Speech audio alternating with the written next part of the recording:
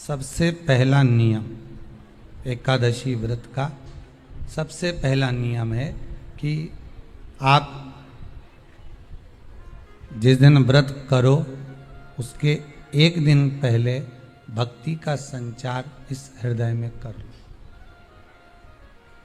भक्ति का संचार इस हृदय में कर लीजिए। जिस दिन आप व्रत करो, जैसे एकादशी का व्रत कर रहे हो तो दशमी के दिन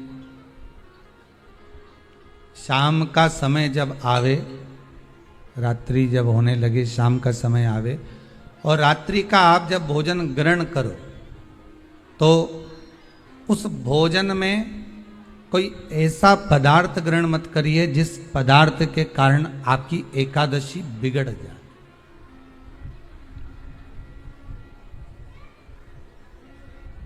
कोई बेकार भोजन हमें ग्रहण नहीं करना,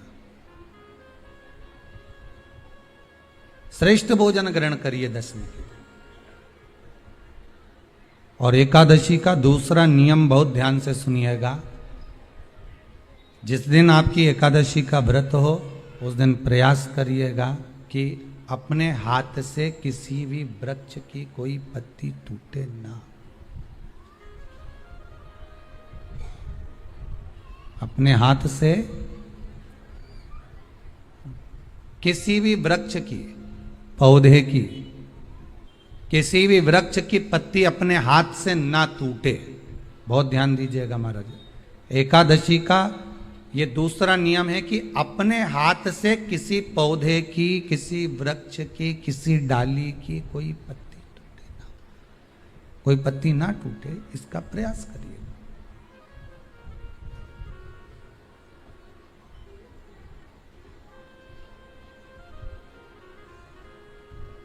कितना सुंदर व्याख्यान कहा है, कितना सुंदर वर्णन है महाराज कि मात्र एकादशी का व्रत कर लेने पर, मात्र एकादशी का व्रत कर लेने पर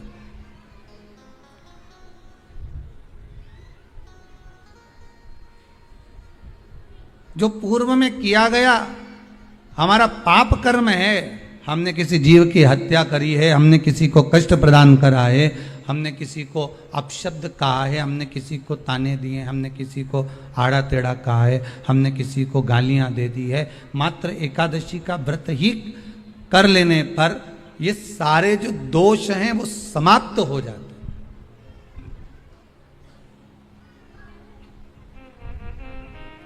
सारे दोष हमारे समाप्ति पर आ जाते हैं।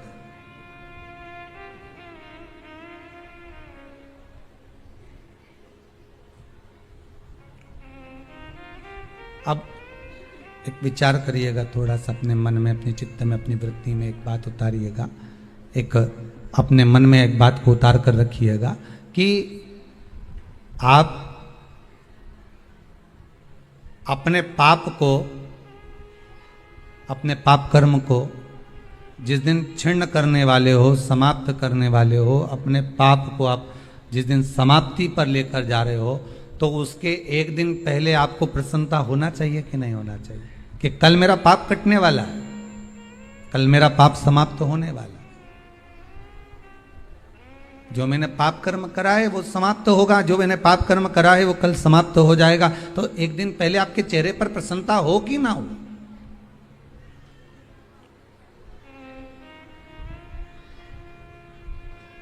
और चेहरे पर वो प्रसन्नता आपके आना चाहिए कि कल मेरा एकादशी का व्रत है, आज दशमी है, कल एकादशी का व्रत है, तो कल मेरी जब एकादशी का व्रत रहेगा तो मेरा ना जाने कितना कितना पाप, कितना कितना असत्य, कितना कितना झूठ, कितना कितना प्रपंच वो समाप्त हो जाएगा। इसमें मुझे प्रसन्नता हो, इसमें मुझे आनंदता हो।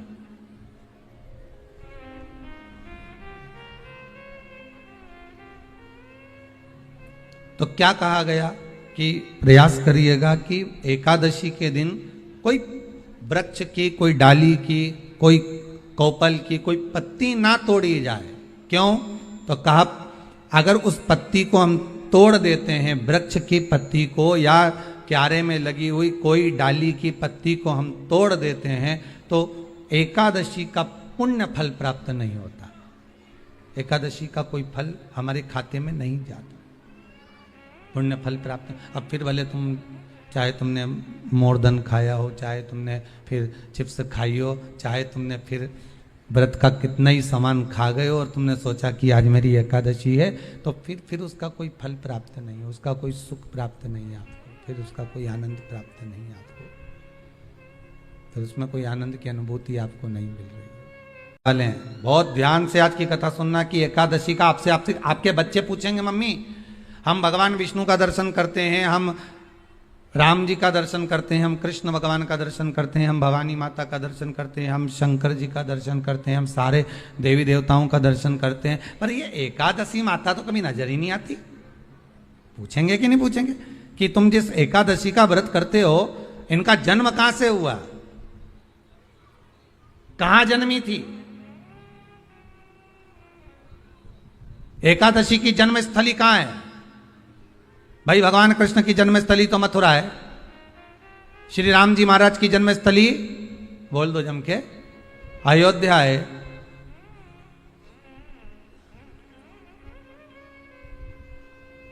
कोई आपसे पूछ ले कि एकादशी की जन्मस्थली कहां है, तो आधे लोग तो बाल खुजाने में लग जाएंगे कि एकादशी आखिर पैदा कहां हुई थी, जन्म कहां लिया था। और अगर मान लो जन्मस्थल एकादशी का है और एकादशी अगर जन्मी है, उसका जन्म हुआ है और दुनिया के लोग इतना व्रत करते हैं, उपवास करते हैं,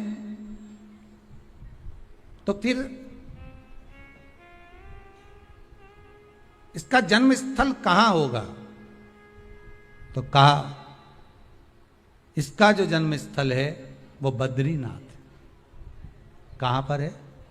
बद्रीनाथ। और उस बद्री विशाल में भी एक गुफा जिसका नाम है हेमवती। क्या नाम है?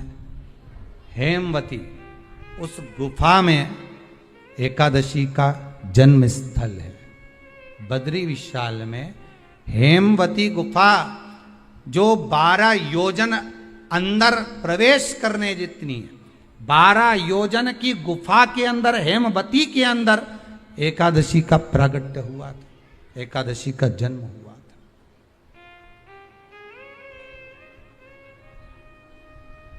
अब तो बता सकते हो ना कि कोई पूछे कि राम जी का जन्म अयोध्या में हुआ, भगवान कृष्ण का जन्म मथुरा में हुआ, और कोई पूछ ले आपका जन्म कहां हुआ था, अपन कह सकते ना सीहोर में हुआ हमारा। और आपसे कोई पूछे कहां हुए, तो कहीं इंदौर में हुए, कि देवास में हुए, कि भोपाल में हुए, कि मुंबई में हुए, कि पूना में हुए, आपका तो बता दोगे। पर बच्चे आपसे पूछ ले, मम्मी तू इतनी एकादशी का व्रत करती है, एकादशी का तू व्रत करती है और सबको करा देती है कि वल्लभ कुल की एकादशी करो, भले बकरी जैसे चरो पर एकादशी करो, और सबको एकादशी कराया, तो कोई पूछ ले कि एकादशी का जन्म कहां हुआ था, तो आप कह सकते हो कि बद्री विशाल में, हेमावती में, बद्री विशाल के हेमवती गुफा के अंदर, जो 12 योजन की गुफा है, उस गुफा में एकादशी का जन्म हुआ। कब हुआ? जन्म होने का कारण, राम जी के जन्म होने का कारण था रावण का, कृष्ण के जन्म होने का कारण था कंस का, सिंह भगवान के जन्म होने का कारण, प्रकट होने का कारण था हिरण्यकशिपु का संगा, वराह भगवान के प्रकट होने का कारण था कि पृथ्वी को जल पर लाकर ठहराना, हिरण्याक्ष का।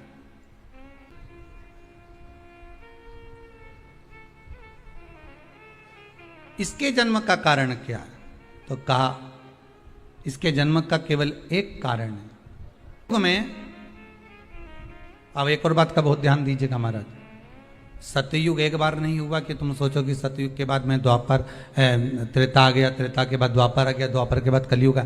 एक सतयुग नहीं है, एक त्रेता नहीं है, एक द्वापर नहीं है, ना जाने कितने कितने सतयुग निकल गए, ना जाने कितने कितने द्वापर, त्रेता, कलयुग, ना जाने कितने निकल गए।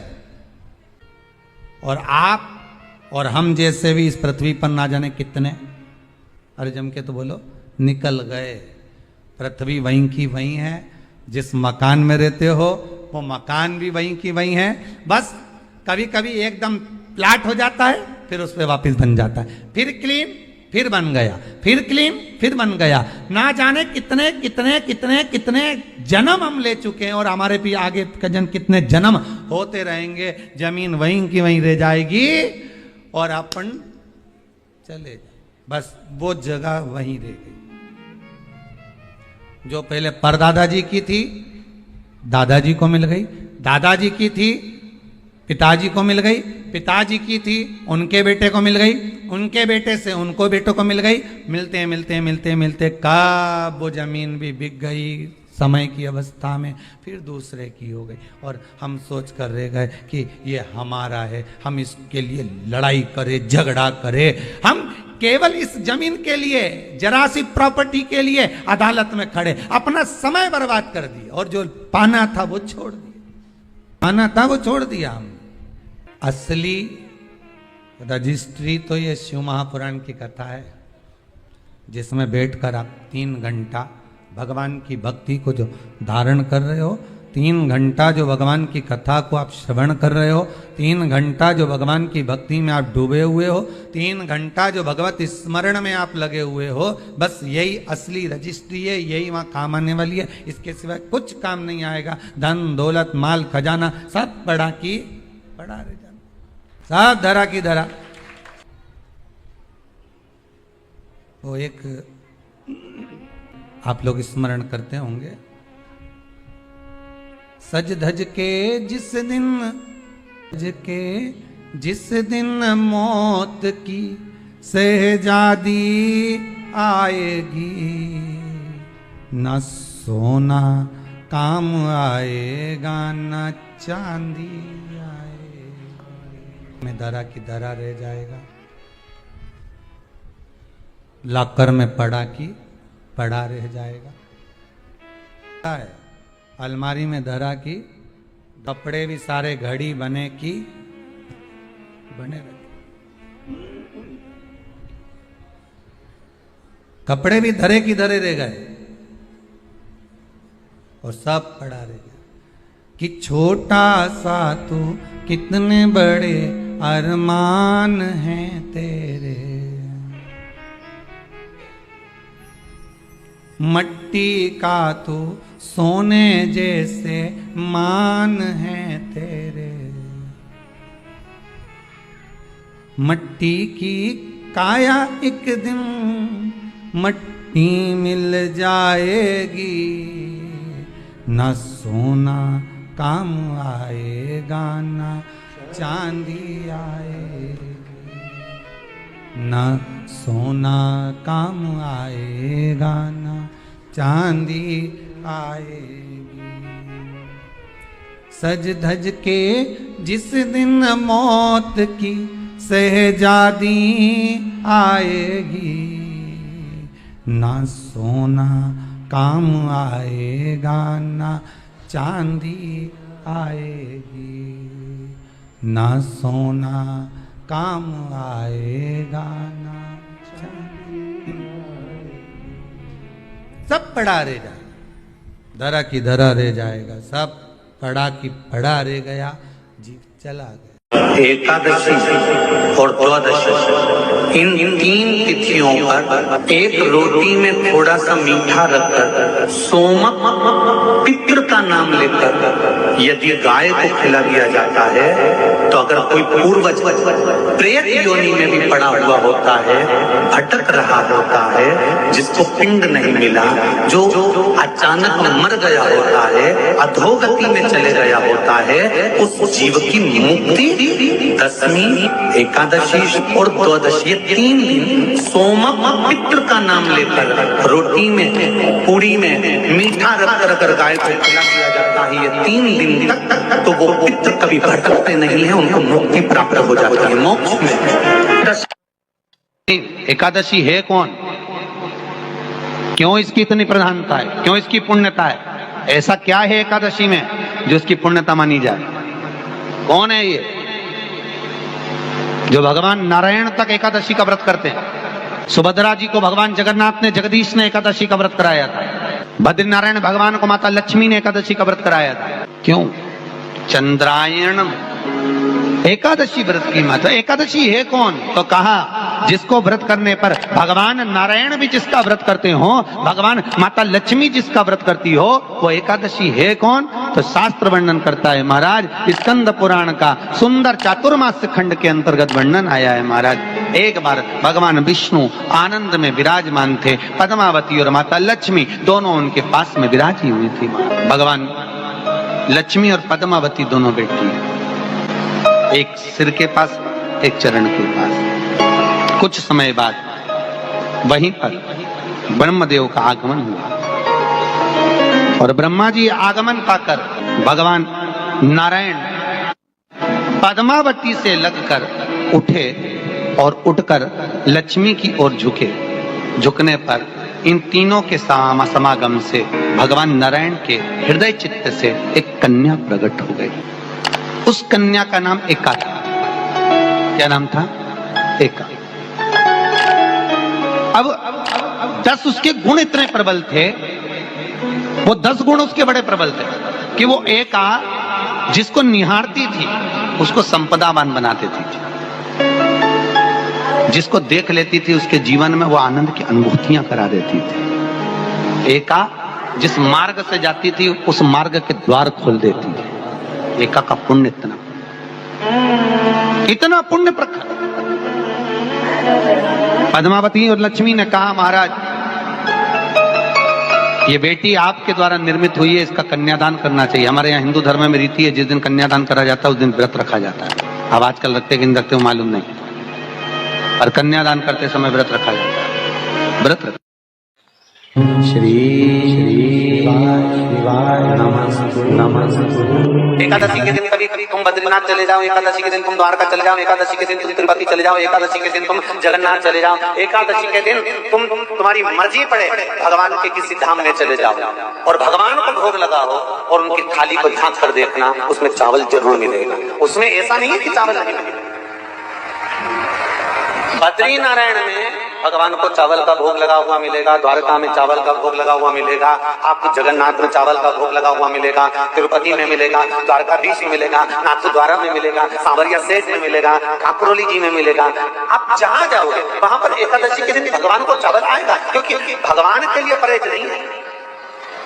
जो काम में डूबा हुआ है, जो आसक्ति में डूबा हुआ है, जो लोभ में डूबा हुआ है, जो वासनाओं में डूबा हुआ है, जो तृष्णा में डूबा हुआ है, और जो माता के गर्भ से जन्म लिया, एकादशी के दिन चावल उसको नहीं खाना। एकादशी और द्वादशी के दिन हमारा हिंदू धर्म, हमारा शास्त्र कहता है, हमारे शास्त्र, हमारे वेद डॉक्टर वर्णन करते हैं कि पीपल के पत्ते को अगर एकादशी और द्वादशी के दिन एक तांबे के पात्र में गला कर रख दिया जाए और उस पानी का आचमन 3 बार करा जाए तो जिसकी नाड़ियां चोक भी हो जाती है, डॉक्टर बोले इसका बाईपास करना पड़ेगा, उसको केवल 3 आचमन पानी एकादशी और द्वादशी को पीपल के पत्ते का कराया जाए तो अंदर की नाड़ियां भी खुल जाती हैं।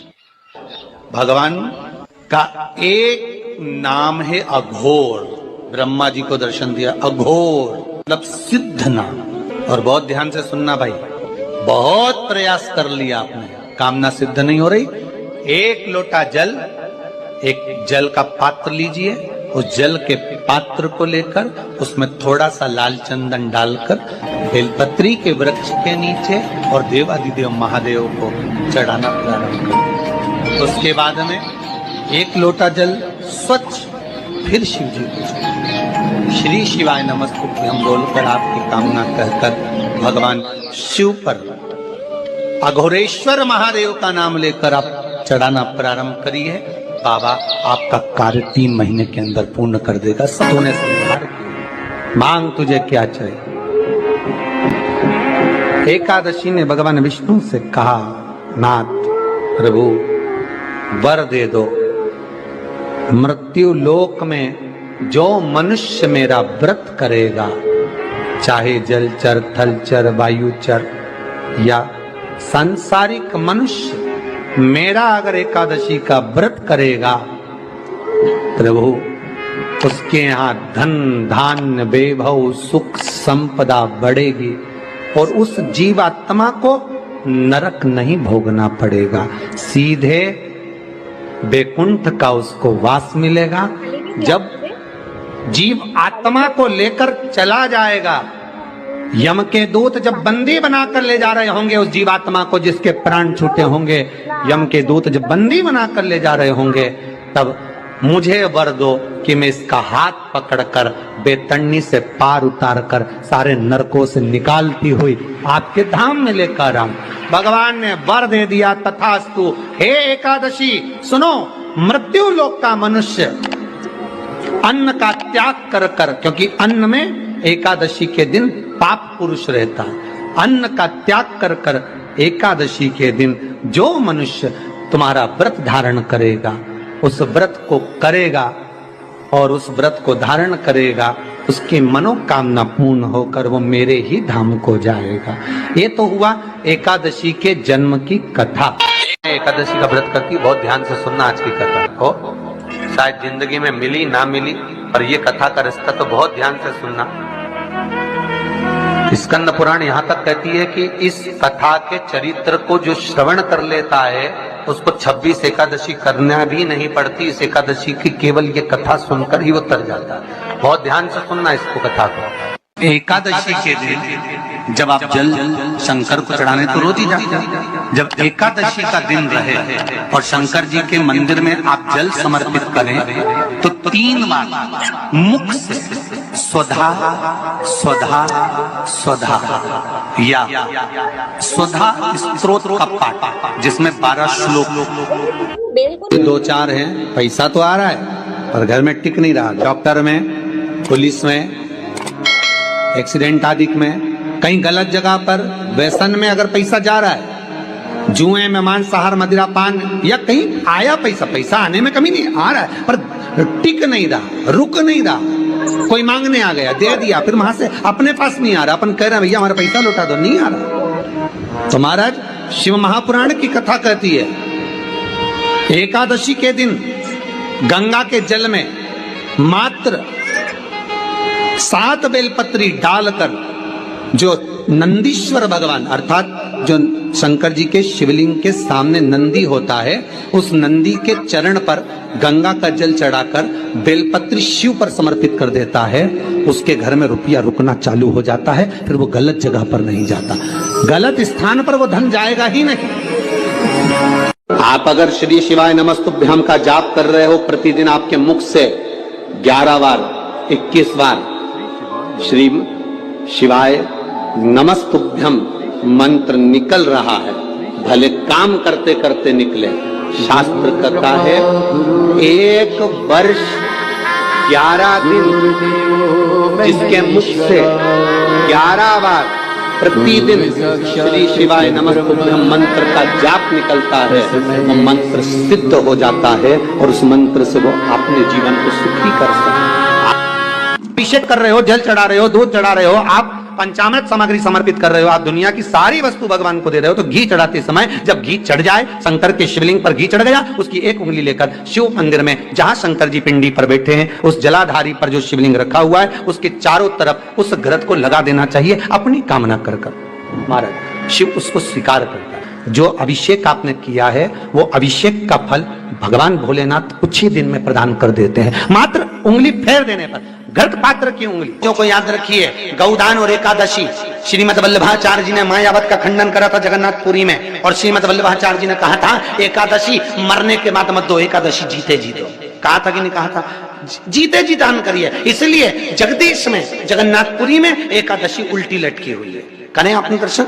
जगदीश में एकादशी को उल्टा लटकाया, क्यों? क्योंकि वल्लभ ने कहा कि एकादशी जीते जी दो। कई पंडितों कहते हैं तुम्हारे दादाजी मर गए, जब 12वें का दिन होता है ना तो पंडित जी संकल्प छुड़ाते हैं, दो एकादशी। बड़े बेटे ने 5 दे दी, छोटी बहू ने 3 दे दी, उसने 2 दे दी, उसने 2 दे दी, तो क्या तुम्हारे दादाजी भिखारी थे जो तुम्हारी एकादशियां लेकर जाएंगे? और तुम कौन होते हो दादाजी को एकादशी देने वाले? तुमने कौन सा इतने पुण्य कर लिए जो तुमने एकादशी दे दी? एकादशी के दान की महत्वता श्रीमद वल्लभाचार्य जी ने कहा कि कोई व्यक्ति अगर खटिया पर सड़ रहा है, पलंग पर तड़प रहा है, हॉस्पिटल में पड़ा हुआ है, तो निवेदन है कि उसको देखने जाओ तो अपनी करी हुई एकादशी में से 2 एकादशी का दान उसको तुरंत दे दो। क्यों? तो जिससे उसको मोक्ष मिल जाए। एकादशी का व्रत ही पूर्व में किया गया हमारा पाप कर्म है। हमने किसी जीव की हत्या करी है, हमने किसी को कष्ट प्रदान करा है, हमने किसी को अपशब्द कहा है, हमने किसी को ताने दिए, हमने किसी को आड़ा टेढ़ा कहा है, हमने किसी को गालियां दे दी है, मात्र एकादशी का व्रत ही कर लेने पर ये सारे जो दोष हैं वो समाप्त हो जाते हैं। एकादशी के दिन जब आप जल शंकर को चढ़ाने तो रोज ही जाते हैं। जब एकादशी का दिन रहे और शंकर जी के मंदिर में आप जल समर्पित करें तो 3 बार मुख से स्वधा स्वधा स्वधा या स्वधा स्तोत्र का पाठ, जिसमें 12 श्लोक